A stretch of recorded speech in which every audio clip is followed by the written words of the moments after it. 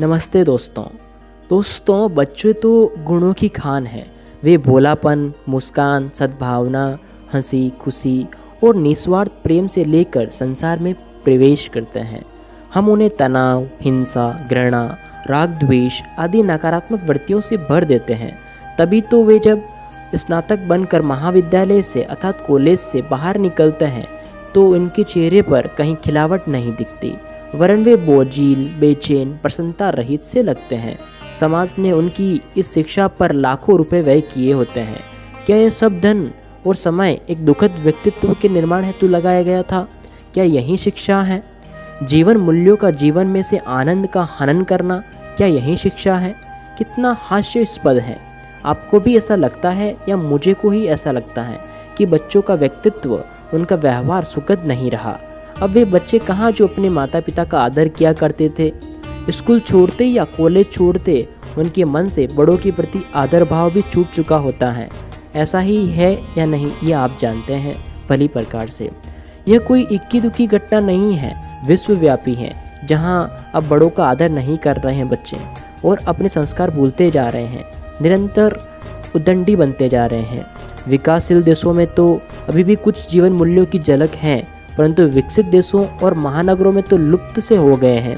मेरा अर्थ यह नहीं है कि जीवन मूल्य मूल से ही सूख गए हैं, उन्हें अभिव्यक्ति नहीं मिलती, तभी तो हर ओर इतनी निराशा और पीड़ा है। हमें निश्चय ही जीवन के प्रति इस नकारात्मकता की उन्मूलन की ओर कदम उठाने होंगे। किसी ने प्रश्न किया है गुरुजी से कि प्रिय गुरुजी, आपने अपने शिकागो में दी वार्ता में कहा था कि अपूर्णता की त्रुटियों को करुणा, अनुशासन और निस्वार्थ प्रेम, इन तीनों सूत्रों से सुधारा जा सकता है। कृपया अनुशासन के सूत्र को विस्तार से कहें। आप ही ने तो कहा था ये सबसे कठिन है और ऐसा भी है। धन्यवाद। फिर गुरुजी ने उत्तर दिया, देखो मैं कहता हूँ कि अनुशासन सबसे कठिन दिखता है, परंतु वास्तव में है सबसे आसान। अपूर्णता और त्रुटियों को स्वीकार कर लेना लगता तो आसान है, परंतु उनको करने में मुश्किल होती है। यह ऐसा ही है जैसे आंखों में पड़े बालू कण को स्वीकार लेना, वह तो तंग करता ही रहेगा। इसी तरह अपूर्णता का कांटा तुम्हारी चेतना में खटकता रहता है। अनुशासन लगता कठिन है लेकिन है आसान। उदाहरण से समझो, तुम रोज दांत साफ करते हो, नहाते हो, ठीक है, यह तुम्हारा अनुशासन ही तो है। और माँ को जब ज़बरदस्ती दांत साफ करवाने पड़ते थे इन्हीं कार्यों के लिए, तो बच्चे आनाकानी करते थे।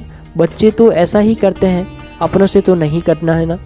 एक खास उम्र तक, जब तक उन्हें उसकी आदत न पड़ जाए, माँ उसको उनके पीछे पड़कर ये सब करवाना पड़ता है। एक बार ये आदत बन जाए तो फिर बस ये बहुत आसान हो जाता है, जीवन का एक हिस्सा बन जाता है। अब न यह चर्चा का विषय रहा, न कोई काम, बस सहज हो जाता है।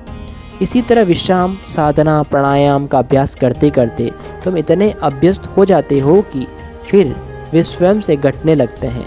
अभ्यास से सब चीज़ें आसान हो जाती हैं। अनुशासन तो सच में ही आसान है, क्योंकि कोई न कोई नियम व अनुशासन हम सबके जीवन में होता ही है। उसमें एकाध और अनुशासन भी जोड़ लेना कोई बड़ी मुश्किल की बात नहीं है दोस्तों। धन्यवाद।